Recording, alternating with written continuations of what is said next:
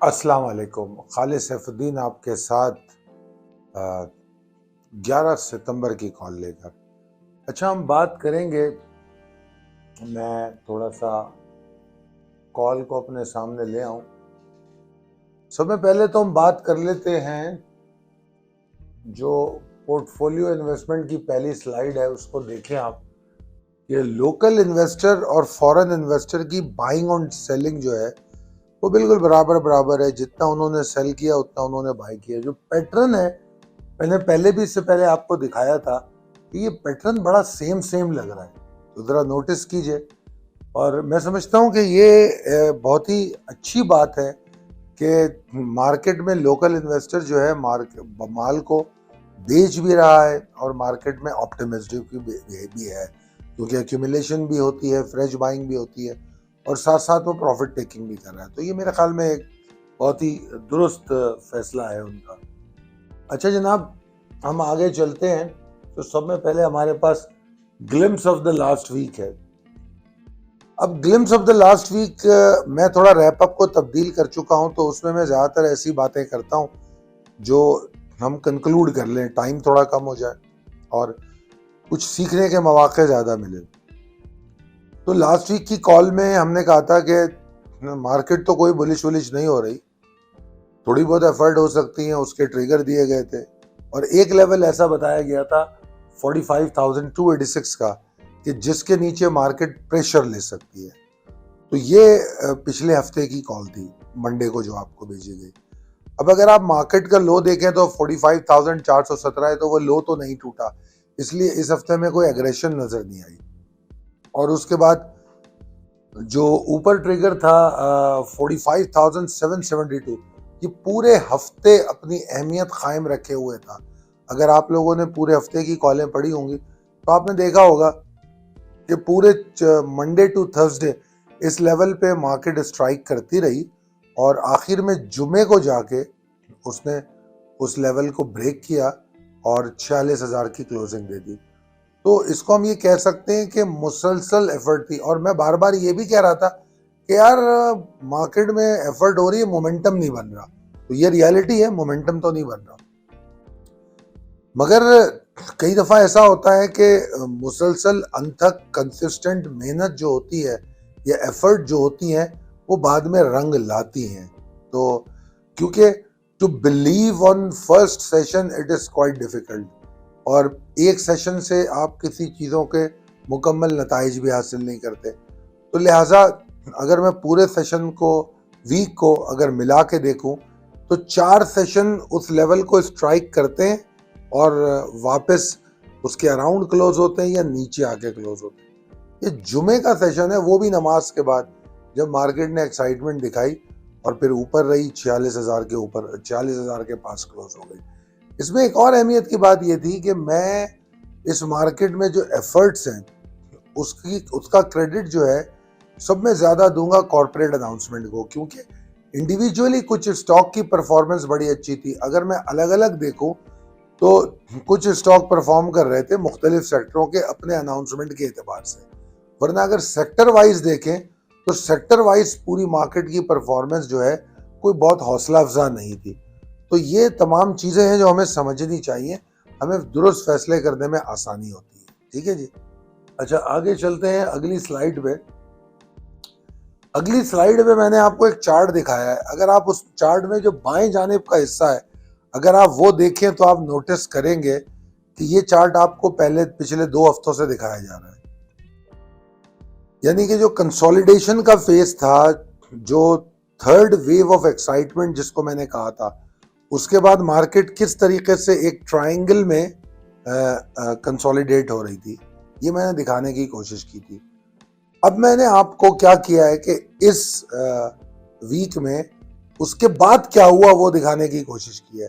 अगर आप वो देखें, जो रेड रेक्टेंगल जो बना हुआ है, उसमें देखें कि बाद में हुआ क्या है, तो अब आपको कम से कम ये समझ में आना चाहिए कि मैं इस ब्रेकआउट की निशानदेही बार बार क्यों कर रहा था। और अगर आप महसूस करें तो मार्केट तकरीबन मेरे ख्याल में 2000 से ज़ायद पॉइंट गिरी होगी। मेरे सामने पॉइंट्स नज़र नहीं आ रहे मुझे कि मैं आपको एग्जैक्ट पॉइंट बता सकूं, मगर मार्केट जो है तकरीबन जो थर्ड वेव थी उसकी 40% करेक्शन में चल रही थी, 30-40%। और जब उसने उसको ब्रेकआउट किया तो जहां से थर्ड वेव शुरू हुई थी वहां जाके लो बनाया मार्केट ने। इसको कहेंगे हम 100% correction of the third wave, 100% correction of the third wave. तो अब आप अगर लो देखें तो मार्केट ने वहां जाके टेस्ट किया, फिर वहां से बाउंस हुई। खैर अभी बाउंस क्या हुई है, अभी कोई बहुत ज्यादा ऊपर तो नहीं गई है, मगर मैं अगर कंक्लूड करूं इन 5 दिनों को तो मैं ये कह सकता हूं कि हायर हाइज हैं, मुसलसिल एफर्ट है। अगर मैं उस बड़े सेशन के से देखना शुरू करूं, क्योंकि जो जिस दिन बहुत ज्यादा गिरावट हुई थी उस दिन मार्केट रिकवर होकर क्लोज हुई थी, तो उन पॉइंट्स को भी अगर लूं तो वहां से रिकवरी देखूं तो इस तरह मेरे पास बन जाते हैं तकरीबन 7 सेशन। तो 7 सेशन में मैं मुसलसिल बुल्स की एफर्ट देख रहा हूं। गो के बड़ी लिमिटेड है, बहुत लिमिटेड है और मोमेंटम नहीं बना पा रही है, मगर ये इग्नोर नहीं की जा सकती। एंड मुमकिन है कि अगर इसी तरह की कंसिस्टेंसी रही तो मार्केट दोबारा से ऊपर की तरफ चलना शुरू कर दे, तो लिहाजा मैं तो इसको इग्नोर नहीं करूंगा बावजूद इसके कि मोमेंटम लो है। प्रिसाइज लेवल टेबल आपके पास अपडेटेड है। तो जनाब आली, अब अगर हम आगे बात करें टेक्निकली तो इंडेक्स 46,000 पे क्लोज हो गया है। तो 46,000 के पास क्लोज होना किसी हद तक खुशाइंद है, किसी हद तक खुशाइंद है, क्योंकि हमने 45,000 को भी तोड़ दिया था। और अगर हम आगे देखें तो आने वाले हफ्ते के लिए तो बेशक बुल्स अभी इस्टेब्लिश नहीं है, बिल्कुल भी इस्टेब्लिश नहीं है बुल्स, मगर जो एफर्ट्स हैं वो आने वाले हफ्ते में एफर्ट्स पर पॉइंट कर रही हैं। अब वो कितनी एफर्ट होती हैं वो देखने वाली बात है। पिछले अगर आप 2-3 कॉलें उठा के देखें तो मैं बार बार ये बात कह रहा था कि खुदा करे 45,595 को अब बॉटम बनाए मार्केट। ये आपने मेरी अगर पिछली 1-2 कॉलों में शायद ये बात सुनी होगी। तो मैं अब इस लेवल के बॉटम बनने की बात कर रहा था। तो अब मार्केट का यही बॉटम है शॉर्ट टर्म ट्रेडर के लिए, यही स्टॉप लॉस है, इसी के नीचे प्रेशर है। अगर मार्केट इसको नहीं सहारती है आने वाले हफ्ते में तो फिर मार्केट और रिकवर नहीं कर रही। एक बात तो तय हो गई। और हम यहां से 400 पॉइंट ऊपर हैं, इस लेवल से 400 पॉइंट ऊपर है। इवन मार्केट अगर 45,888 के नीचे भी ट्रेड करती है कल मंडे को, तो ऐन मुमकिन है कि मार्केट के वॉल्यूम और गिर जाएं, जो थोड़े बहुत बड़े हैं वो और गिर जाएं और मार्केट जो है लैकलस्टर हो जाए 45,888 के नीचे। मार्केट में जो बुल्स एफर्ट होंगी वो 46,073 के ऊपर अगर मार्केट ट्रेड करती है तो होंगी। Pre opening is not that important, क्योंकि प्री ओपनिंग में 100-150 पॉइंट ऊपर खुल के फिर नीचे आ जाना अहमियत नहीं है। अहमियत 10:15 बजे के बाद है। 10-10:15 के बाद मार्केट कहाँ खड़ी होती है। अगर इस लेवल के ऊपर है तो मार्केट ऊपर जा रही है। 341-333 तक का जो एरिया है मार्केट वहां तक जा रही है। ये वो एरिया है जो हमारा टारगेट हो सकता है। और यहाँ पर मैंने जिक्र तो नहीं किया उसमें कमेंट्री में, मगर वैसे मैं आपको बताऊं कि जो बुल्स का कॉन्फिडेंस लेवल मजबूत होगा वो 47,600 का कोई लेवल है, 675 है मेरे ख्याल में, उसके ऊपर जाके होता है। वरना उस वक्त तक बुल्स जो हैं इस परेशानी में रहेंगे कि किसी वक्त भी प्रॉफिट टेकिंग आ सकती है। मगर बहरहाल 46,341, 333 के ऊपर मार्केट मोमेंटम तो गेन करना शुरू कर देगी और आप ये 5-6 करोड़ के वॉल्यूम से आगे निकल जाएंगे। फिर 7 crore and above volume market लेके चलेगी अगर 46,341, 333 के ऊपर ट्रेड करें। तो नंबर एक बात जो हमने यहाँ समझी है कि अगर आप शॉर्ट टर्म ट्रेडर हैं तो आप एंट्री जरूर लें 46,073 के ऊपर और टारगेट्स को चेस करें। अगर आप शॉर्ट टर्म ट्रेडर हैं तो 45,888 के नीचे आप एंट्री नहीं लेंगे, आप लॉन्ग ऑन डिप के बारे में सोचेंगे। नंबर 2, अगर आप medium to long term trader हैं तो हाइपर मूव पे अपने एक्यूमुलेटेड माल को किसी हद तक बेचेंगे और उसके बाद दोबारा बायबैक करेंगे।